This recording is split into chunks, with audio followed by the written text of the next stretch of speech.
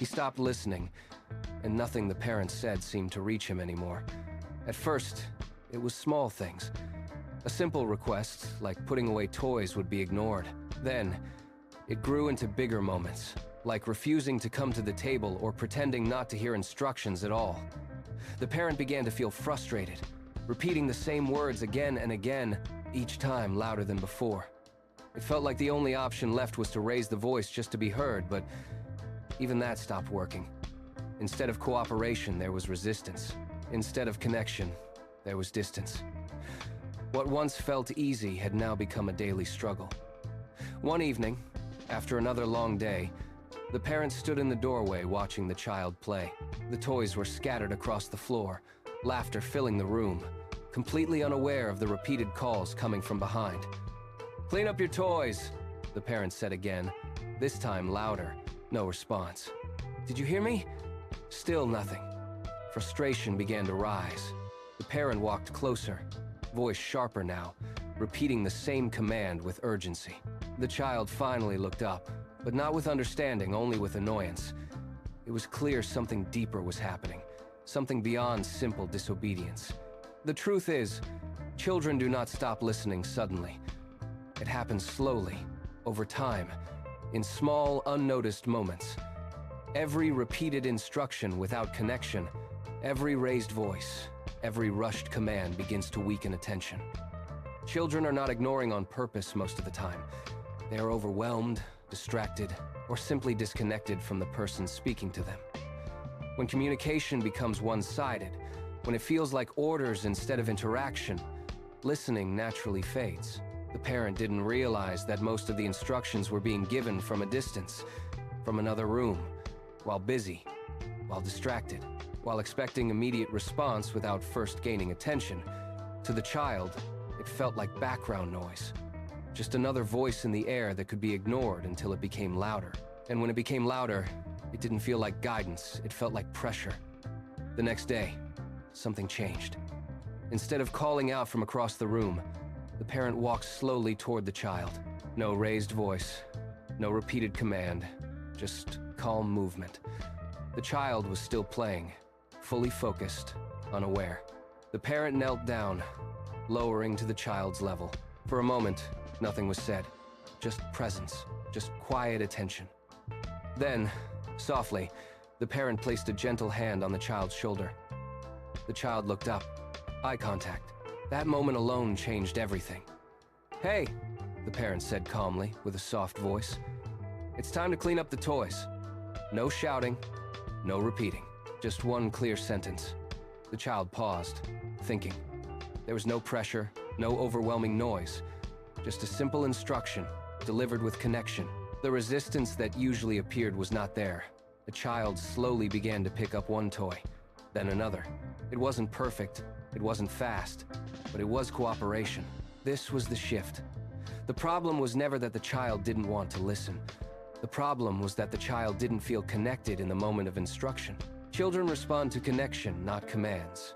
When a parent speaks from across the room, while distracted, while doing something else, the child feels unimportant in that moment.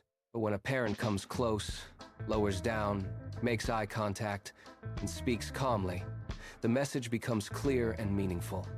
Over the next few days, the parent practiced this simple change. No more shouting from another room. No more repeating the same instruction multiple times. Instead, every request started with connection. Walking closer, pausing, making eye contact, speaking once. Something unexpected began to happen. The child started responding faster, not perfectly, but more consistently. The tension in the house slowly decreased. There were fewer arguments, fewer moments of frustration. The parent didn't feel the need to raise their voice as often, and the child didn't feel the need to resist as strongly. One afternoon, the child was watching something on a screen, completely focused. In the past, this would have required multiple loud calls to get attention. But this time, the parent walked over, gently tapped the child's arm, and waited. The child turned. Eye contact again. "It's time to turn it off," the parent said calmly. There was a pause, a small hesitation. But then, without argument, The child reached over and turned off the screen. That moment felt different. It felt like respect, not forced obedience, but willing cooperation. The parent began to understand something important. Listening is not something you demand. It is something you build. Every moment of connection is like a small deposit. Every calm interaction strengthens the relationship. And when the relationship is strong, listening becomes natural. There were still challenges. There were still moments when the child resisted, ignored, or delayed. But now, the parent had a tool. Instead of reacting with frustration, the parent paused and returned to the same approach. Connection first, instruction second. This simple order made a powerful difference. One evening, during dinner, the child accidentally spilled a drink.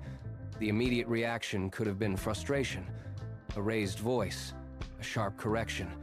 But instead, the parent took a breath, moved closer, and spoke calmly. "It's okay. Let's clean it together." The child looked up, surprised. No fear, no tension, just understanding.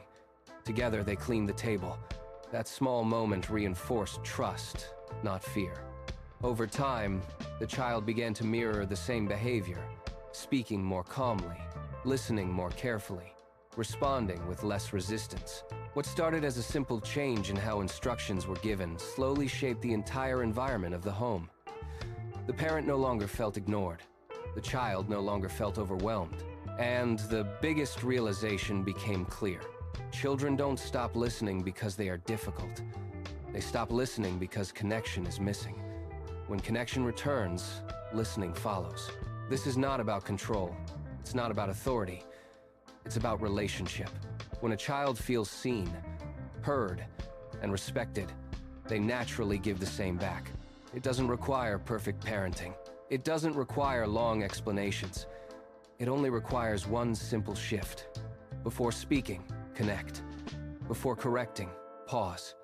Before repeating, move closer. That one habit can change everything.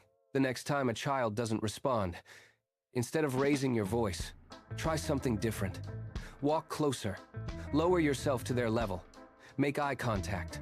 Speak once, calmly. You may be surprised how quickly everything changes. Because listening doesn't begin with words. It begins with connection. Try this today. Subscribe now, before my Wi-Fi gives up on me again.